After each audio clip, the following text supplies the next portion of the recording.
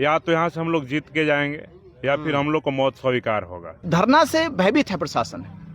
वहाँ जितने बौद्ध भिक्षु जा रहे हैं, बौद्ध उपासक जा रहे हैं महाबोधि महाविहार में, तो उनसे पूछा जा रहा है आप लोग धरने में आए हो या महाबोधि महाविहार में आए हो। अगर किसी ने ये कह दिया कि हाँ हम धरना से होके आए हैं, उनके साथ बदतमीजी की जा रही है, उनको डराया जा रहा है, धमकाया जा रहा है, उनको भगाया जा रहा है। तो पत्रकार यहाँ जो आए धरने पे, पत्रकार पूरे देश में जाता है। बिल्कुल, पत्रकार का काम कर्तव्य होता है जनता की बात सरकार को पहुंचाना, सरकार की बातों को जनता तक पहुंचाना। तो पत्रकार अपनी ड्यूटी को ईमानदारी से निभा रहा, और पत्रकार का दायित्व है वो सरकार के दफ्तर में भी जाएगा, प्रशासन के दफ्तर में भी जाएगा। क्या पुलिस स्टेशन कोई अलग देश था? पत्रकार बंधु चले गए तो यहाँ के प्रशासनिक जो भी जिम्मेदार थे थाने के, उन्होंने इनको डिटेन कर लिया। किस अधिकार में किया? क्या अपराध था इनका? ये पत्रकार बंधुओं को पूछना चाहिए एकजुट होकर कि पत्रकार बंधुओं क्या अपराध था कि आपने 10 घंटे उनको बिठा के रखा?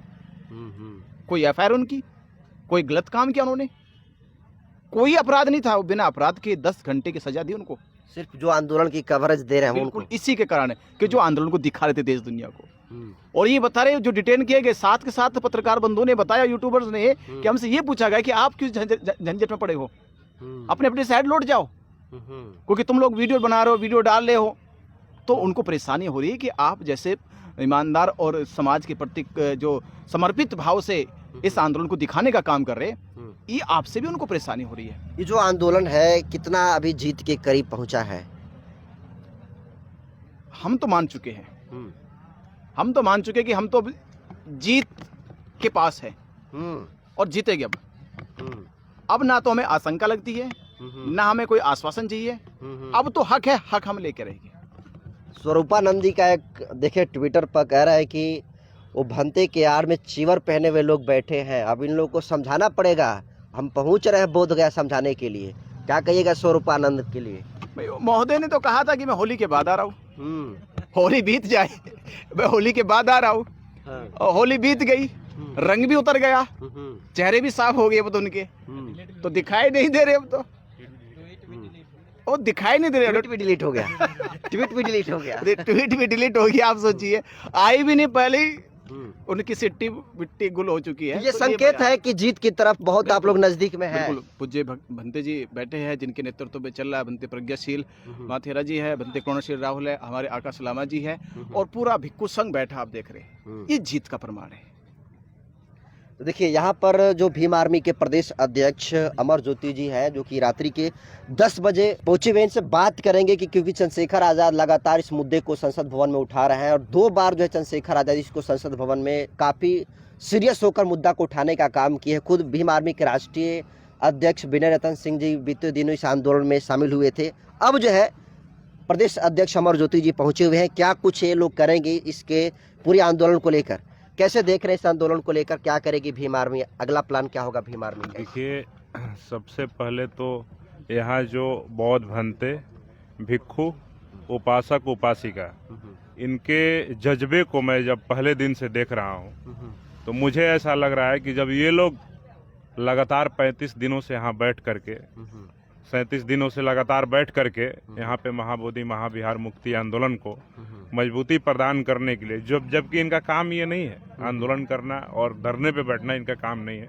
इनका काम है कि जो महात्मा बुद्ध के उपदेश हैं उसको जन जन में फैलाना और उनके रास्ते पे चलना।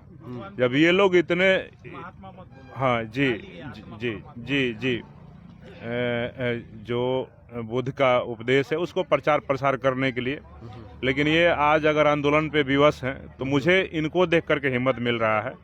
और मैं आपको दावे के साथ कहता हूँ कि या तो यहाँ से हम लोग जीत के जाएंगे या फिर हम लोग को मौत स्वीकार होगा। और भीम आर्मी इनके साथ पहले दिन से खड़ी है, डायरेक्टली इनडायरेक्टली, और हमारे राष्ट्रीय अध्यक्ष जी ने खुद आकर के समर्थन दिया है। और आज मुझे फिर से उन्होंने यहाँ भेजा है कि इसको लेकर के रूपरेखा तैयार करके एक बड़ा आंदोलन इस पे किया जाए। तो चंद्रशेखर आजाद जी ने आपको यहाँ पर भेजा है अभी? जी, चंद्रशेखर आजाद जी ने, विनय रतन सिंह जी ने मुझे यहाँ भेजा है कि जा करके वहाँ पे जो लोग हैं उनसे बात करके एक बड़ा आंदोलन का रूपरेखा तैयार किया जाए। तो आंदोलन करने जा रहे हैं आप लोग? जी बिल्कुल, 26 मार्च को बिहार की राजधानी पटना में बिहार के मुख्यमंत्री नीतीश कुमार जी के मुख्यमंत्री आवास का घेराव भीम आर्मी भारत एकता मिशन आजाद समाज पार्टी की तरफ से इस बार इस मुद्दे को लेकर के बीटीएमसी एक्ट को खत्म करने के लिए, महाबोधि महाबिहार को पंडे पुरोहितों से आजाद करने के लिए और तमाम जो मसले हैं उसको कैबिनेट से खत्म करवा करके बौद्धों के हित में इनके हक अधिकार को दिलाने के लिए हम सब लोग 26 मार्च को आज इस धरना स्थल से भी मैं अपने आपके चैनल के जो दर्शक हैं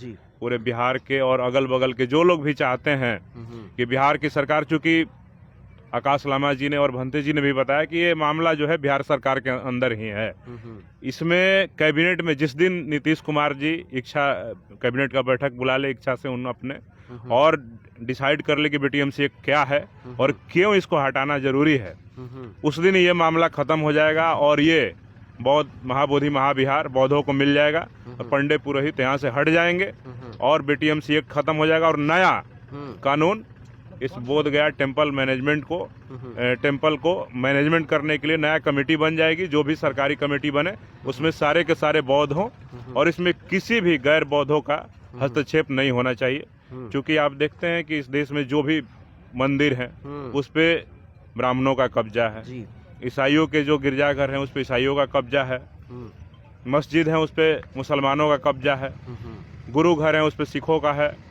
वो लोग ही पूजा पाठ कराते हैं और तमाम चीजें करते हैं। तो हमारे बुद्ध की धरती जो पूरे दुनिया में एक विरासत के तौर पे है, इस विरासत को हम बौद्धों के ही कब्जे में देखना चाहते हैं, इसलिए हम सब लोग दृढ़ निश्चय कर लिए हैं कि इस आंदोलन को इनके साथ मजबूती के साथ खड़े होकर के आगे हम सब लोग ये शांतिपूर्ण तरीके से बुद्ध के रास्ते पे चल करके ये अनशन करेंगे और हम लोग आंदोलन करेंगे, क्योंकि भीम आर्मी के नौजवान क्रांति के लिए जाने जाते हैं और हम सब लोग आंदोलन के माध्यम से इस तमाम मुद्दों को पूरा कराने के लिए सरकार को मजबूर करेंगे कि वो इस मामले पे झुकने को तैयार हो जाए। तो 26 मार्च को विधानसभा का घेराव करने जा रही है भीम आर्मी, उस आंदोलन में क्या बौद्ध भिक्षु भी शामिल होंगे?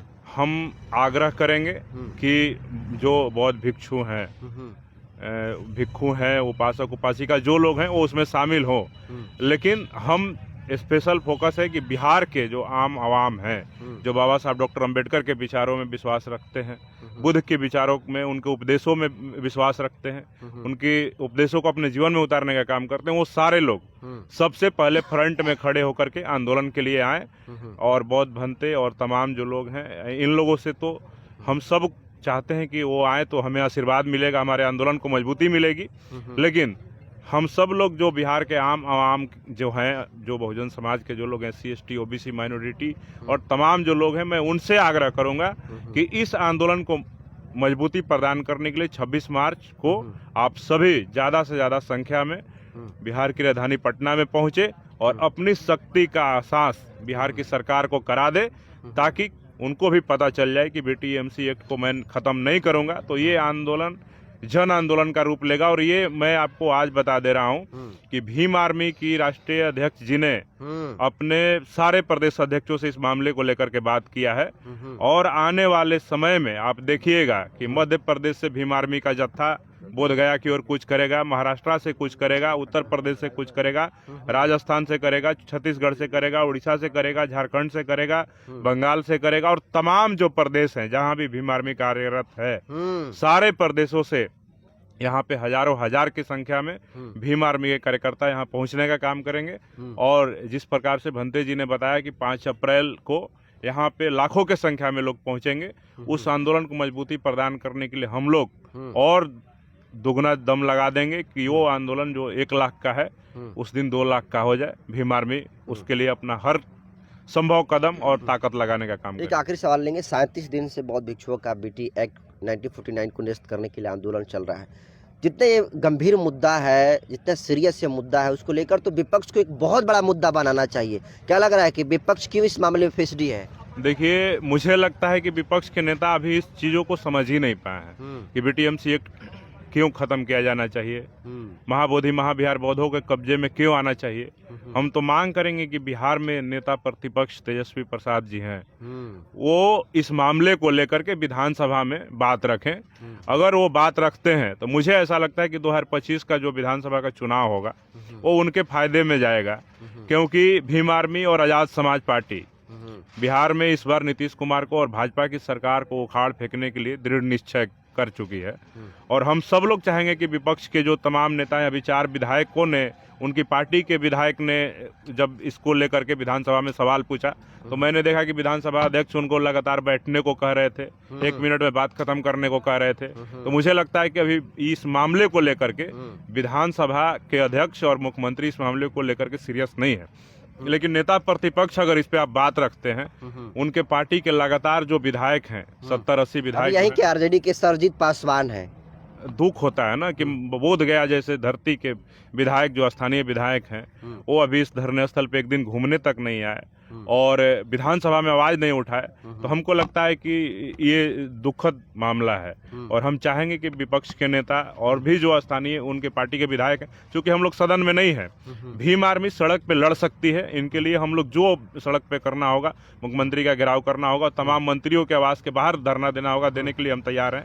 लेकिन विधानसभा के अंदर अभी हमारा बिहार विधानसभा में कोई सदस्य नहीं है। लोकसभा में हमारा एक सदस्य है जिसका नाम चंद्रशेखर आजाद है और उन्होंने इस मामले को लेकर गंभीर चेतावनी सरकार को दिया है। और मुझे ऐसा लगता है कि नरेंद्र मोदी जी को भी और देश के गृह मंत्री अमित शाह जी को भी इस मामले को लेकर के बिहार के मुख्यमंत्री नीतीश कुमार जी से, अपने दोनों डिप्टी सीएम से बात करना चाहिए और बौद्धों के हक में जो बीटी एक्ट है उसको खत्म करके इनके हक अधिकार इनको देने का काम करना चाहिए।